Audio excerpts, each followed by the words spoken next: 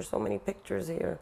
Betsy Alvarado's home is full of photos of her kids. This is Adriana, and she was the sporty one. And this was Marielle, and she was very artsy. Those photos are all she has to remember them by. They did everything together. In December 2021, the two sisters and their father, Manuel Gill, were found dead inside a rented apartment. 7 months later, the King County Medical Examiner ruled the cause of death for all three was starvation, but the manner of death for the girls still undetermined. It made me very angry because to me there is no undetermined. According to the medical examiner, all three were emaciated and there wasn't food in the home. Investigators found written materials about fasting. Their father's death was ruled a suicide. His death was considerably after that of the girls, somewhere between 5 to 10 days. He would have known what was going to happen if he continued not to eat. According to the medical examiner, their deaths are undetermined because there isn't a way to know their state of mind and intent. Their state of mind was fear. That was their state of mind. Do what Daddy is saying that we have to do to not burn in hell. You're making it sound like they had the decision in order to, if that they were going to eat or not, and to take their own life or not. But they were children. Betsy believes Manuel's extreme religious beliefs led the girls to cut themselves off from the world. She says Manuel followed a sect of the Black Hebrew Israelite faith, which has been categorized as a hate group according to the Southern Poverty Law Center. She says Manuel followed a sect of the Black Hebrew Israelite faith, which has been categorized as a hate group according to the Southern Poverty Law Center. He sat in the house with them for 5 days afterwards. He didn't call for help or nothing like that. So what's undetermined about that? He did this to them. Renton PD says the ruling wasn't what it wanted either. It is not an outcome that we are satisfied with. Unfortunately, it is what we have at the present. Alvarado says she called Child Protective Services to report concerns regarding the girls' well-being and never heard back. Now she wants the case to stay open, but Renton PD says they need people with intimate knowledge of the two girls and their father to come forward. Undetermined is not an acceptable thing. Like, my girls are gone. The least that they should get is justice. Shalom. All praise, honor, and glory goes to Yahweh B'Shem Yahushai B'Shem Rakak Wadash. Double honor to the elders at Ruwell, which are the apostles and bishops and elders of Great Millstone, the men that taught me this truth. And as always, peace and mercy to the hopeful elect in Yahushai, who these videos are for, all right? I'm the brother Yawanathan, back with another quick lesson. Through the spirit and power of Yahweh Shem Yahushai, Lord willing, is edifying. And this story is real strange, man. All right, there's something real bizarre about this whole thing. And as of right now, I've only been able to find local news sources on the story, you know, which the video clip that I played before beginning this lesson, I found it from kings5.com, all right, which is local news in the King County of Washington State. And so what they're saying is that this father was found dead with his two daughters. All three of them were found dead. And as of right now, okay, the medical examiners of the King County, they're saying that the cause of death is undetermined, or the manner of death is undetermined, because they basically can't determine the state of mind or intent that the daughters were in prior to them, you know, being found dead, or prior to them deceasing. And again, this whole thing, I mean, I would say this is a big psyop, being that the mother of the two daughters, or whatever have you, she's pretty much accusing the father, which is also dead. You know, he also was found dead. They say he was pretty much found dead to be dead. He was pronounced to be dead 5 days after the daughters, but they were all found dead at the same time. This was back in December 2021. And so what they're saying, what the mother is saying, is that the father was part of, you guess it, the Black Hebrew Israelites, quote unquote, Black Hebrew Israelites, because we call ourselves Hebrew Israelites, those of us of Great Millstone, even the other camps of Israel. And being a Hebrew Israelite is not about your color, it's about your nationality.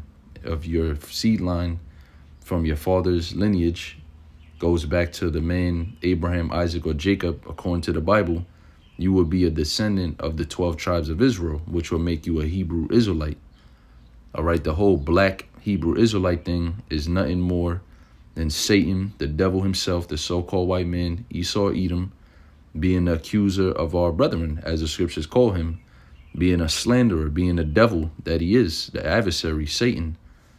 That's all that is. We never identified ourselves as that. We don't affiliate with that. And I'm sure if they look further enough into this case, which is probably could be all made up for all we know, you're going to find out this guy was not even a part of an Israelite camp. All right, because somehow all these renegade black Hebrew Israelites, quote unquote, who commit these sorts of crimes, and because they basically accusing the father of starving his daughters out. That's what they're saying happened, even though, again, the King County medical examiners, you know, the sheriff, the police department, they can't determine the cause of death. They haven't come up with nothing yet as of now, because it's so mysterious. This whole thing is so mysterious, but yet the mother has this inside information that the father was part of so-called black Hebrew Israelites. That's what they do know, you know. So it's weird, to say the least. You know, it's weird, and we definitely getting ready to be persecuted, man. All right, this is just a small example of the things to come, and the demonization that's going to be portrayed upon this truth, upon this ministry that we are part of, this teaching of the word, this preaching of the gospel, because that's all we're doing. All right, that's all we do. We don't condone none of this. They saying there's rumors that there was reports of like fasting, like, you know, I guess the father was studying on fasting and things like that. So maybe they fasted for too long. There's a bunch of rumors and, you know, he say, she say going on in the air. And that's why it's hard to like pinpoint this story down. If you look it up, I mean, I'm sure if you do enough diligent searching, you're going to find more information. But I was not able to, you know, I did some Google searches or whatever, and I wasn't able to find much about it. You know, so I just think the whole situation is weird, and I'm just doing this video to edify the elect that, you know, they're going to start demonizing this truth, man.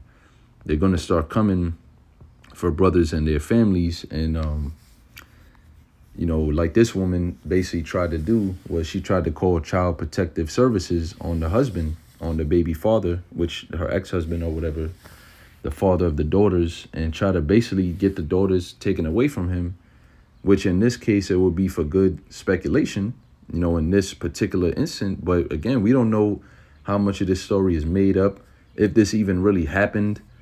It's hard to tell, man, really, in this day and age, because this devil is such a master at deception. But yet the scripture does say if it were possible, he would deceive the very elect. But it's not possible, because we're not ignorant of your devices, Satan. All right, we know what your ultimate goals are and what you're leading to. See, the common people don't know that, so they take these things to heart. But when we look at certain stories like this or certain instances, we take it with a grain of salt, because we know that for the most part, 90% of this could be all made up. The whole thing, 100% could be made up. These people might not ever have existed. You see, it's just so much going on in this world, and how this devil operates, that we don't really put nothing past him, and we don't really take anything for face value. So we do look into things, and we do, you know, try to get to the truth behind the matter. But dealing with these devils, man, that's damn near mission impossible. All right, all we have to do is see it for what it is, and we could clearly see that there's an agenda to demonize the Hebrew Israelites. All right, there's a outright agenda. It's called Project Megiddo. It's called Rex 84. All right, it's called the King Alfred Plan. All of these FBI, you know, Operation Iron Fist, all these organizations that are pretty much against us, all right, against what we're doing, which is nothing more but teaching the Bible. But they need a reason to make it seem like we worse than that, because if they come and persecute us just for teaching the Bible, you know, they're going to look like the assholes that they are. But see, if they could come up with these false flag reasons and justifications that they give themselves through their wicked, grievous laws that they make, if they can come up with a reason to justify themselves and coming against us, then it will be more normal, so to speak, quote unquote, normal for society to ostracize and demonize the Hebrew Israelites. But see, right now, as it stands, you don't really have nothing on us. So you taking our videos down, we're shadow banned. We know all of this already. It's all for the very truth's sake. And it's all really, this is going to happen to the elect of Israel. This persecution is really for the elect, to try the faith of the elect of Israel in these times, to see, do you really believe this truth? Are you really down with this truth or not? Are you willing to give up blood for this truth, for being wrongfully accused or suffering, wrongfully?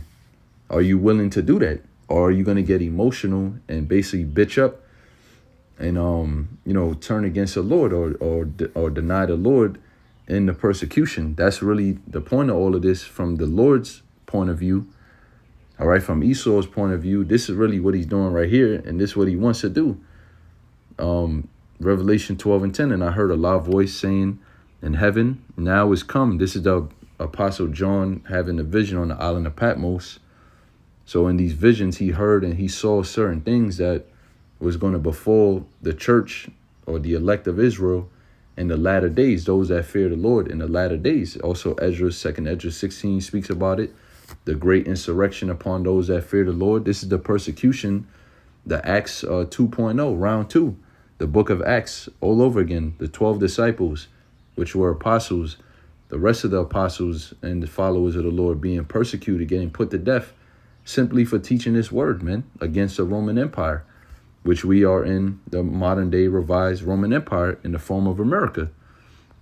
And anywhere else where the brothers are teaching in the world, they're teaching against Esau, Edoms, which he was the Romans, and he is the Edomite today, teaching against his establishment. That led to us being persecuted. But we have to do it because it's prophesied in the Bible that America is going to be destroyed.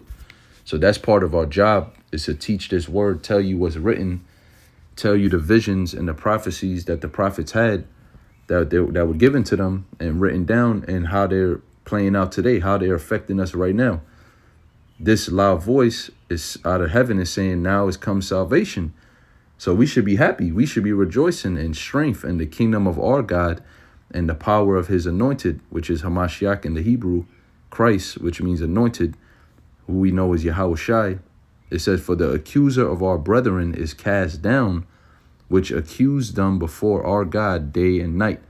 So who is the accuser of our brethren? When you deal with that word accuser, let me pull it up real quick. In the Greek, Revelation 12:10, what does it mean to accuse? Basically, we're being accused of a crime. We're basically being demonized, man.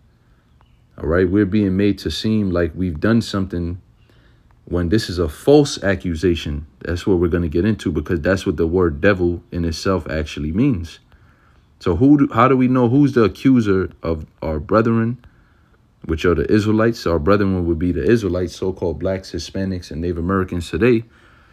And a lot of you are just outright wicked. 2/3 of you are wicked anyways. And a lot of you, even if any of these situations or scenarios are actually real and not psyops, which is it's hard to believe that, but even if any of these situations are real, this Israelite going and shooting up this place or killing his daughters or whatever it is, even if it were real, those are just wicked Israelites. That has nothing to do with the Hebrew Israelite as a whole, as a nation, the nation of Israel, Yasha Allah, and especially the prophets, those that are out on the highways and byways teaching. Not every Israelite is a prophet. Not every Israelite is one that you see standing on the highways and byways wearing a garment and teaching a word. Some Israelites, they don't do none of that. They just believe, and they're roaming the earth and they just believe.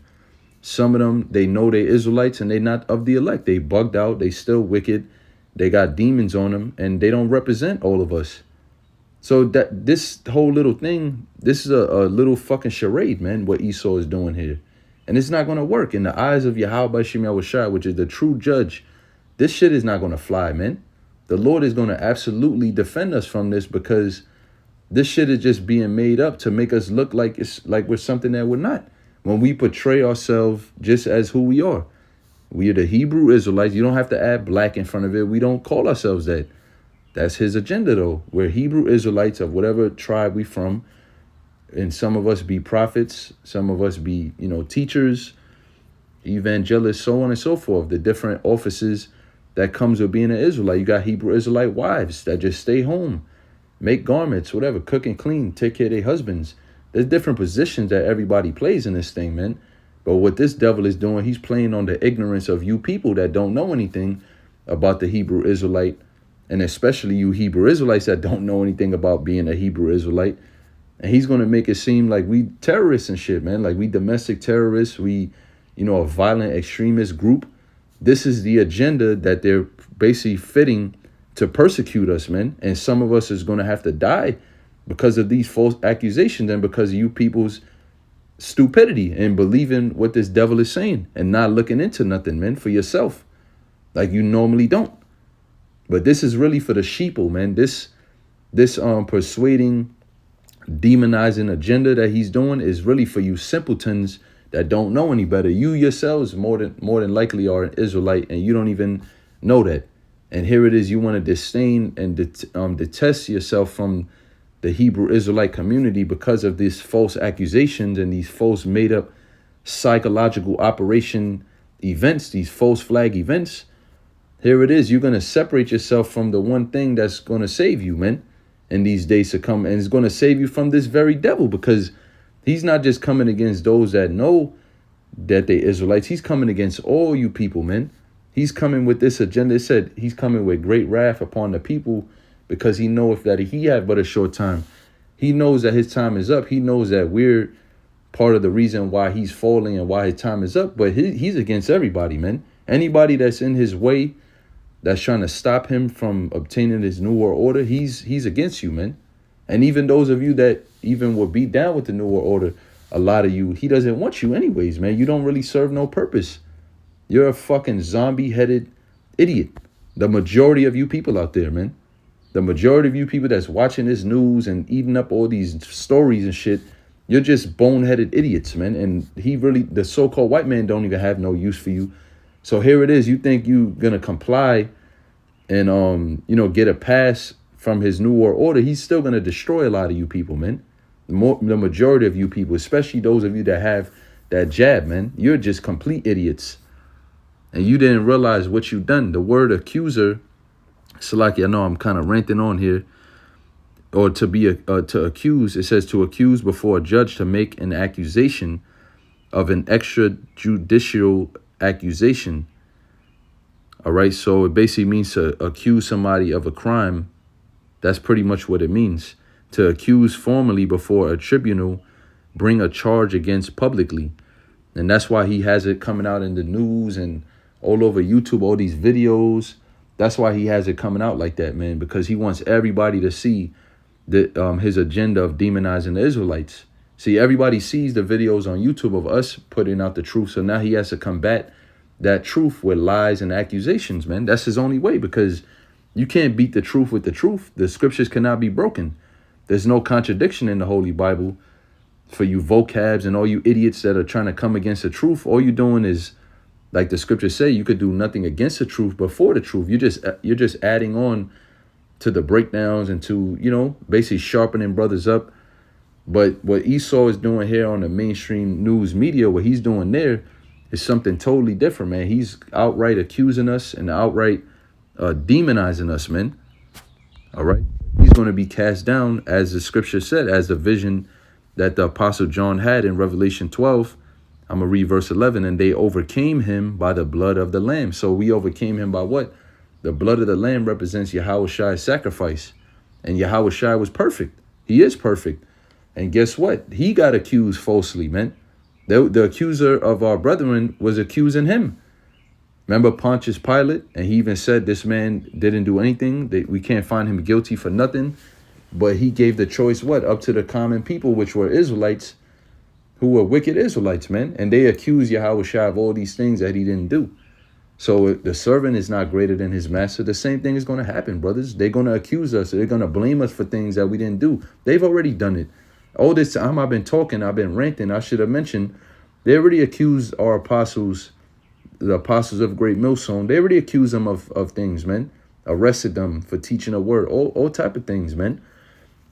Even some of us brothers, man, we've been persecuted on low levels or smaller levels. We may have not resisted unto blood, but we've had little trials and tribulation against us for this truth, just simply for the truth's sake, and that's it.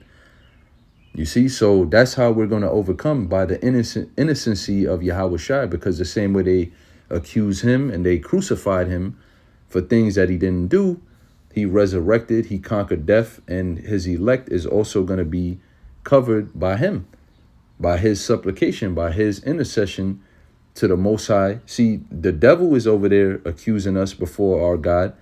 Yeah, look what these Israelites are doing, even though they cause us to do most of the things that we do. Even if some of the things are just outright false, it's not even true information. Whatever, accuse of our brethren, false accuser, all the same thing. But then we have Yahweh Shai on the right hand making intercession. It tells you that in Romans, the 8th chapter. Yahweh Shai is making intercession for the elect. Like, no, they're innocent, you know, and he's covering us by his prayer, by his sacrifice. His sacrifice of him going up on the cross, man, shedding that blood. That's how we're going to overcome this shit, man. And by the word of their testimony, and they love not their lives unto the death. So the word of our testimony is what? The spirit of prophecy, which is the testimony of Yahweh Shai. That's all we're doing, is we're prophesying. We're telling you about Yahweh Shai, how he's coming back, what he's coming back to do, what the scriptures prophesied about. That's all we do. But yet we're going to be demonized, and we already know, man. We're going to have to suffer certain things. Let me get that in Apocrypha real quick. I had a precept about how people, the people pretty much look at us, man. And how when this thing goes down, we already know how the people are going to react, man. This is Ecclesiasticus chapter 13 and verse verse 23. I'm going to just get straight to the point. When a rich man speaketh, every man holdeth his tongue, and look what he saith, they extol it to the clouds. Right. And the rich man is Esau Edom in this world. You see these mainstream news media stations, they could say anything and nobody questions it. They could lie right to your face and then lie again and then change a lie, and then nobody says anything, because they have the power, man. They in the position of power. The people that got the money, they got the power. They could speak whatever the hell they want to speak. They could say outright lies right to your face and nobody questions it. But if a poor man speak, they say, what fellow is this? And we, the poor men of this world, the prophets, the hopeful elect, the men of the Lord, the servants of the Lord, we will be the poor men that when we speak, they say, who the hell are you? And they don't hear us. We bring out verses of the Bible. We bring out the precepts. We bring out the history. We bring out the words. You know, we break the words down. It just doesn't matter for the most part. For these people, it doesn't matter. They say, what fellow is this?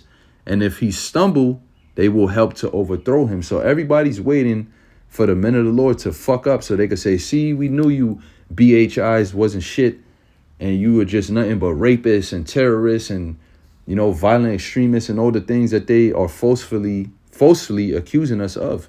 They're just waiting for us to make a mistake, which is why we must be vigilant and very circumspect, man, in these times. And brother elders and brothers, you know, starting with the apostles, have been making videos about this since forever. You know, your code of conduct in this truth is very important for the blamelessness of the ministry. You understand? It's not only about you. It's not just how you move. And yeah, you may get arrested and go to jail and be able to deal with it as an individual, but maybe, you know, the consequences that may come with that against the ministry, another brother might not be fit to deal with that, man. You understand? So just because you may be able to deal with something, you say, I'll go out like a renegade. I don't give a... That's not... You're being selfish, man. And you're not really using wisdom at all, because this thing ain't about you. All right? This whole thing is not about us as individuals. It's about the body of Yahweh Shai and us basically being in our lot, yeah, as individuals, but to the greater good of what?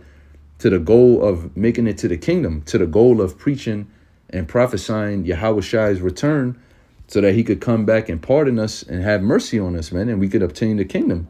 That's really what this whole thing is about, collectively.